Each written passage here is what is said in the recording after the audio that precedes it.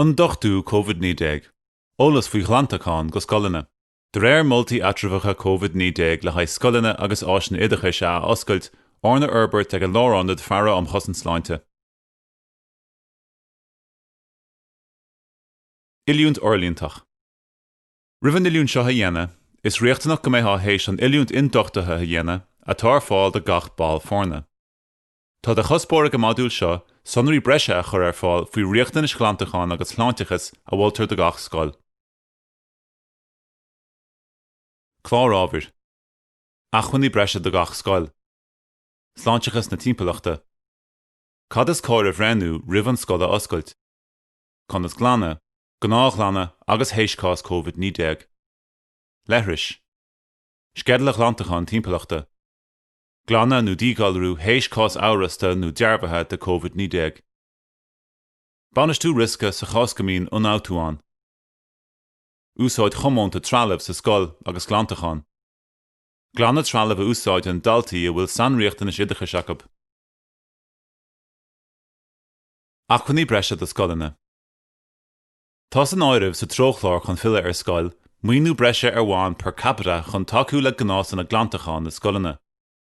Tá mion sonrathe an bhuainethe seo leagtha amach sa chápéis tróchláir. Tá crat soláthar agus muoinú bunathe go scoileanna chun taú le sláintechas láimhe agus riachtanis PPE a scoileanna.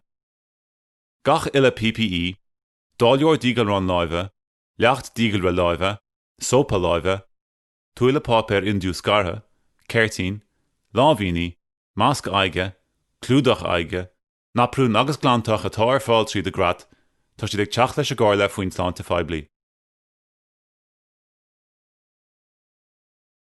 Sláintechas timpeallachta, ribh a oscailt. Ba chóir go scoileanna breanú faoin na nithe seo. Éon ábhar ormachacha bhoga chun na glantacháin na éascú.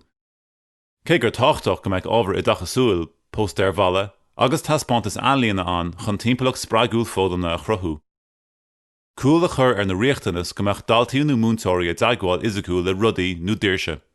Mar hampla, buscí brúscar gan tail, dinge chur faoi ghirse oscailte, túálaí a gháiltear le bratóir.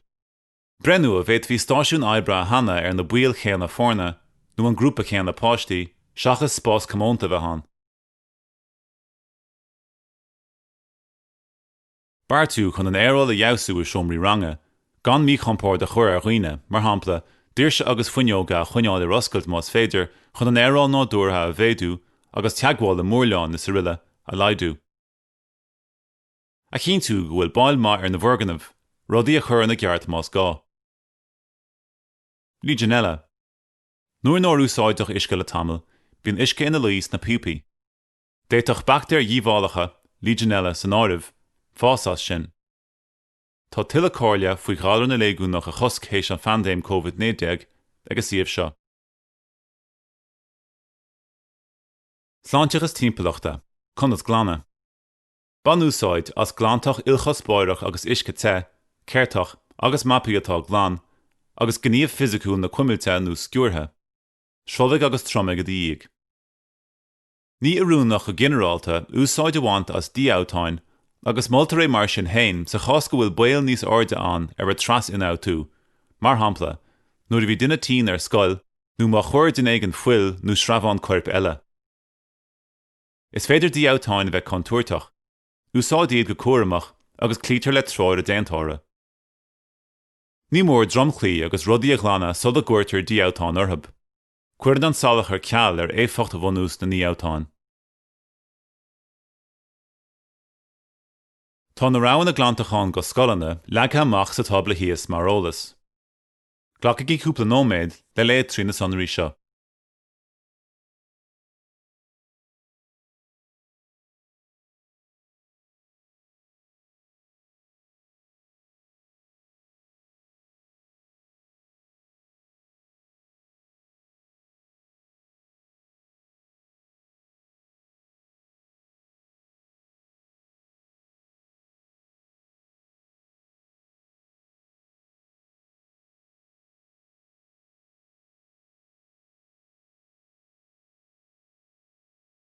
Ní mór a gcónaí tróir a déantóra a leanúnt i dtaca le measca, úsáid agus stáráil.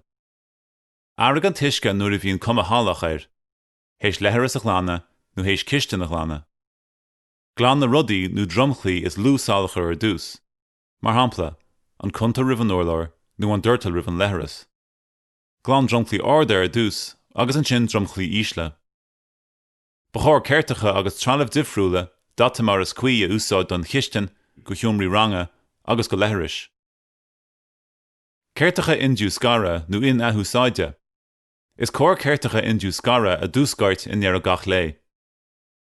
Ba chóir go hidéalach ceirteacha in athúsáide a ní gach lá I dríal níochan te, 60 céim Celsius ar a laid, in inal níochan, agus a frimú I drumathóir rothlamach. Ba chóir go hidéalach ceann mápaí a bhaintdíobh agus in ní in inal níochan ar 60 céim Celsius in near a gach lé, nó de réir shráid a tóra.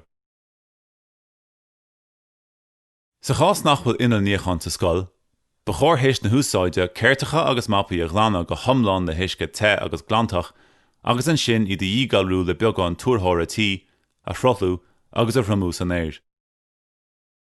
Ná glantar ceann mápa nó bucéid in nuirtal a úsáidir chun bia a réiteach. Ná fágtar ceann mápa ar muas in isce salach. Fullmhítar bucéid héis úsáide, ní tíríad le hisce te agus glantach agus tromig iad ribh stóráil. Is mú an buil go méid traschailrú an leis na phrídíine a ásan nuair a dhéantar trealamh a stóráil floch. Fullmhí gach bos go brús gur gach lá. Ní mór leithris na scoile a chuineáil glán, deabháil a chuineáil orthab, agus iad a heiceáil go rialta. Glantar leithris dúirta láimhe agus limistéir thar timpeall má tá salachar só aice an. Ba chóir leithris a chlána go thomláin le glantach ilcha spóireach agus ard faoi le ar chromclí mórtheagmhála ar nós mórlán srolathe, chlára leithris, dúirtal agus scannaí, agus mórlán an uirse. Úsáidtear ceirteacha difriúla le haigh an dúirtal láimhe agus a leithris a chlána. Ba chóir gan ar an chlantacháin cigareacht a dhéana ar leithris agus ar áisin a glanta lámh go rialta. Ba chóir seichlista chuir sa leithris ar a gcuirtear síniú agus dáta go trá rialta. Skedal chlána na timpeallachta. Ba chóir gach siomh a chlána uair sa láir a liad. Má bhíonn tuilleadh lantachán an le lingúireanta scoile, ba chóir go sin díriú ar rudaí agus ar chromclí mórtheagmhála. Sa chás go mbíonn daltaí ag bogadh idir na ranganna, ba chóir smaoineamh faoi airí a rúnach a chlantacháin a chur ar fáil le go nglánach siad an dasc, nó an chathaoir, nó an dromchla, ribh an siomra ágáil. Ba chóir dromchlaí a míleanna a chuimilt glán idir gach úsáid. Ba chóir gomach glán na nach ar fórne mar chuid den strátéis omláin glantacháin. Ba chóir gréithe agus scanra I gcisteannach a roinnte a ní le hisce te agus leacht níochan, agus iad a frumú go thomláin sola gcuirtear is tóras iad. Ba chóir skedal scríomh a glantacháin a chur ar fáil gan éireann glantacháin ar a bhfuil na mion sonraí seo. Rudaí agus áitina atá le glanna, minicíocht a glanta, ábhar glanta atá le húsáid, trealamh atá le húsáid agus conas a úsáid.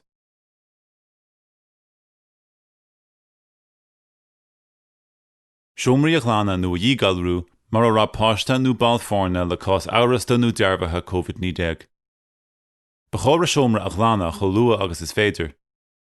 Nuair a bhein siomra falla, níor chóir a siomra a úsáid a ríis go dtí go méid a siomra glanta go thomláin agus go méid gach dromchla tuairim. Ní oibríonn a dígalrú go hontaofa seachas ar rudaí atá glán. Nuair a bhíonn gá le dígalrú, déantar é chomáil le glanna seachas in áit glanna. An duine a ghlánna go siomra, ní chóirgó baint dá aig agus é glanna, agus ba chóirdó lámhíoní tí agus náprún pleisteach a chahabh. Glantar a timpeallacht agus a troscáin le ceirteacha glantacháin inniu scartha agus glantach tí, agus an sin déantar dígalrú le tóga chlóraínach ar nós hypochlóraid sódium nó túrthóir tí mar a aithnítar go minic é. Bhíonn saosanna éagsúla tógaí chlóraína an, ceirtí níos an áireamh. Seachas sin úsáid próses glanta agus dígalratha in éonach leis an éon tóga ar nós ceirtíní áirithe. Muna bhfuil tú ólach faoi dígalratha chlóraín, féach le a thuil ar an HPSC Management of Infectious Diseases in Schools atá ar fáil ar siomh seo. Tar ord faoi le ar chromclí cothraime mórtheagmhála, cúil cathaoireacha, tullag, mórlán doirse, agus éon dromchlí nó rudaí ar a bhfuil salachar só aice ó chreabháin corp. Cholua agus a bheith gachród glanta agus dígalrathe agus gach tromclá tromathe is féidir a seomra úsáid ríis. Ní gá brat uirlár más an a ghlana agus speisialta ach amháin sa chásgur dúirta chorthb ach chun an ghlana éascú is fear gan brat uirlár bheán nuair is féidir. Níor gá brat atá an hana a bhaintach. Spásanna cumánta a ghlana má bhíon diagnós COVID-19 ar dhuine. Sa chás gur a diagnós COVID-19 ar dhuine nó ar fáiste a cha tamil is spás cumánta ar nós bialanna, limisteir sprí, nó má dúsáid siad an leithris nó an siúmra folca, is cáirann sin na spásna sin na ghlana na glantachtí agus dígalrán in íag sin, mar leagach amach níos tuaisce sa chur láthir seo, cholua agus is féidir. Tugtar ort faoi le ar áitina mórtheaghála ar nós mórlán duris, cúil cathaoireacha, scaní na nirtal agus mórlán leithris. Nuair a bhí na ghlana agus an dígalrán déanta agus gach dromchlá tirim, is féidir an limisteir sin úsáid arís. Banistú risca sa chás go mííon unátúáin. Íireacht don scoil ile, fuireann agus daltaíú tuismathirí. Ní mór gan scoil níochan rialta lámh agus iompar dearfach slántaachais a chur chun cín agus a léirú agus mar atáireachta dhéana ar a gcuí an nglaachtar leo seo. Is táchtach brenn ar a checklist a glantacháin sa phlean freagartha scoile maidir le COVID-19. Ba chóir a bheabhrú go rialta gon ar an glantacháin seicáil a dhéana ar háiltóirí sóp go rialta agus go minic.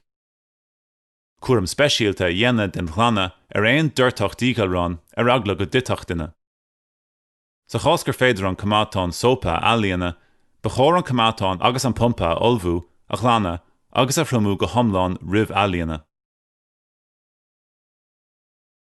Trealamh cumánta mar shampla bréagáin a ghlana. San ceist go bhain scoileanna agus go scoileanna speisialta. Is cóir gach bréagáin a ghlana ar bhain rialta, mar shampla, uair sa teachtain. Bána sé seo an dusta ar faddaobh agus salachar a bheith mar dhiadan go ridíní.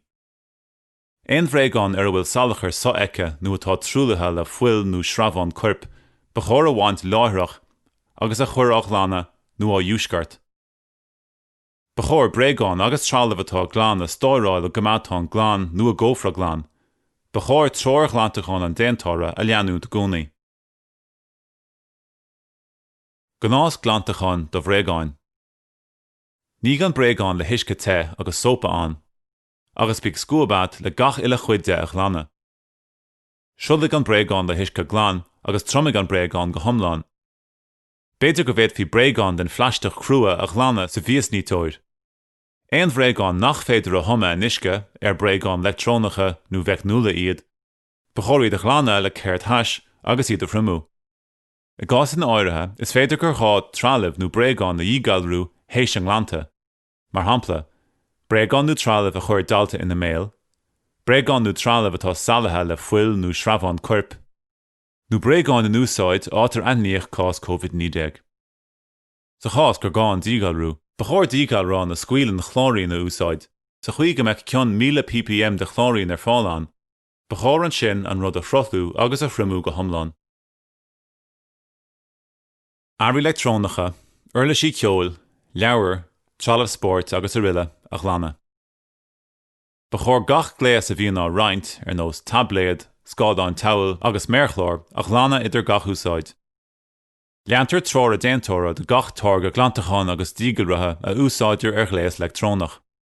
Smaoineh faoi chlúdaigh imchuimilte úsáid ar gléas leictrónach leis an glantacháin a éascú. Ba chóir uirlisí ceol a ghlana idir gach úsáid. Ba chóir gcuiarlisí a ghlana agus i dígalrú idir gach úsáid. Éon text ar rínta ba chóir a chlúdach le pleisteach imchuimilte ar féidir a chuimil le haibreán glantacháin tí idir gach úsáid. Trealamh spórt rínta idir dhuine, ba chóir a ghlana hééis go dhuine amháin a bheith ré leis. Trealamh a ghlana úsáid an páistí ag go bhfuil sanríocht in is idichais. Ba chóir gomach trealamh lena dtugtar cuairim a bheith thar a bheith glán ar fad. Ba chóir trealamh cuairim a ghlana de réir shráir a déantóra. Is gnách go gcuirtear an ghlana i gcríoch le glantach ilcha spóireach agus uisce te.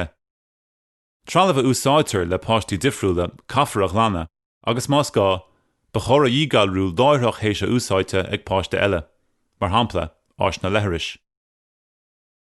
Sa chás go mbeidh trealamh salathe le sreabháin corp, dús glan go thomláin na glantach agus le hiisce te. Dígal rig an sin é trína chuimilt le túslag an uair den dígalrán. Seoladh le hiisce agus tromig go thomláin. Ag obair leis a bríomh an dí oibre. Ceapfar príomh an dí oibre i do scoil. Tá commerceáid láidir agus curchuige cóoibreach córáinte ríthábhachtach chun cosanta dhéana ar scapa COVID-19 a scoiline agus ara thuirt go chláinte, sábháilteacht agus fádáine na fórna agus na náltaí. Sé ról de phríomh an díochta dhéana ar son gach báil fórna sa scoil, beag beann ar a ról, TRS-na san áirimh, agus a bheith ar an nólas faoi han cheisteanna ar le a déiteach teach chun cín maidir le cóhairt fórna éagsúla. Má tá éon imríart faoi bharúlacha maidir le plán freigartha COVID-19 do scoil, barta rialathe nó maidir le buail fórna, daltaí nó daoine eile clí le bartainna den sort sin, ba cheart de teagmháil a dhéana leis a PI a ruchaigh go deangmháil le banistíocht na scoile. Gur maithat as páirteach lachas san oiliúin seo. Tá súlan go meise úsáideach hat agus tú ag fila ar a scoil. Tá tuile eolais ar fáil ar www.gov.ie/fila ar scoil.